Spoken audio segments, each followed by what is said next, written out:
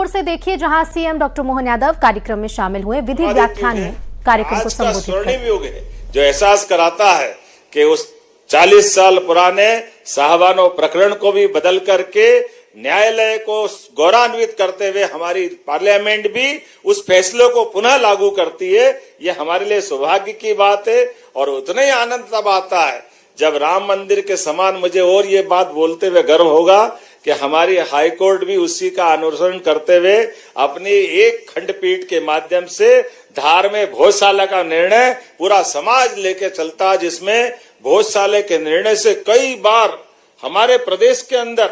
आग लगने की स्थिति बनी, कर्फ्यू लगे, लेकिन मैं न्यायालय को धन्यवाद देना चाहूंगा जिनके कारण से हमारे हिंदू मुसलमान सब ने स्वागत किया आनंद के साथ और ये न्यायालय की गरिमा को स्थापित किया। ये लोकतंत्र का आनंद है। कल फैसला हुआ, मुझे इस बात की प्रसन्नता है कि क्या हिंदू क्या मुसलमान, ये जो हमारे न्यायालय की गरिमा बढ़ रही है, यही तो स्वर्णयुग है, यही सतयुग है। आज के समय में हम जोरदार अभिनंदन करें पूरे समाज का भी और इस पूरे भाव का भी, जिसके कारण से आज मैं मान के चलता हूं न्यायालय पे हमारे जो भरोसा है, हाई कोर्ट है, हाई कोर्ट के बाद सुप्रीम कोर्ट है, सबके लिए खुला हुआ है। लेकिन इसका अर्थ हमारा समाज का भाव न्यायालय के प्रति सम्मान का है। मैं व्याख्यान से बात जोड़ना चाहूंगा क्योंकि व्याख्यान के माध्यम से हम इस पक्ष में शासन के मुखिया होने के नाते, हिंदू हो मुसलमान हो कोई धर्म का हो, हमको सबको लेके चलना है, सबके बीच में बात करना है।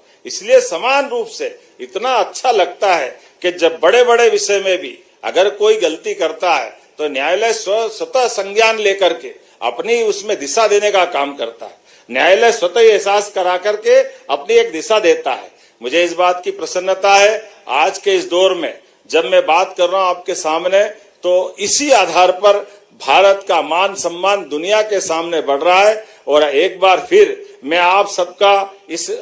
डीजी साहब के साथ, हमारे एडवोकेट जनरल का साहब के साथ, खास करके आज जो आपने नए प्रकार के संसाधनों के बलबूते पर न्याय को सुलभता के साथ समाज में स्थापित करने के लिए जो जो आधुनिक तंत्र के माध्यम से बढ़ने का निर्णय किया, जिसके कारण से हमारी न्याय व्यवस्था की पारदर्शिता, शुचिता और शुचिता के साथ लागू करने के तंत्र में न्यायाधीश को भी मदद करते हुए, खास करके आज के समय में जब एफआईआर से लेकर के बीच की बहुत सारी कड़ी होती है, फॉरेंसिक लैब से लेकर के कई सारे प्रकार के तंत्र रहते हैं, उन सब के आधार पर हम त्वरित गति से जो जिसकी आवश्यकता उसको लाभ मिले उस तक मदद पहुंचाए। क्योंकि न्याय का मतलब ही है विलंब से छुट्टी, न्याय का मतलब ही है अन्याय से मुक्ति। जब अन्याय से मुक्ति की तरफ, न्याय की तरफ बढ़ते हुए कदम देखते हैं तो आधुनिक संसाधनों के बलबूते पर आगे बढ़ने का महत्व है। और इस बात के लिए पुनः मैं व्याख्यान के माध्यम से, चूंकि यह व्याख्यान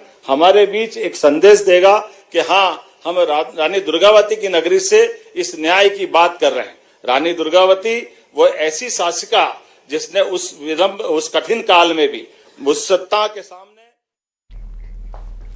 और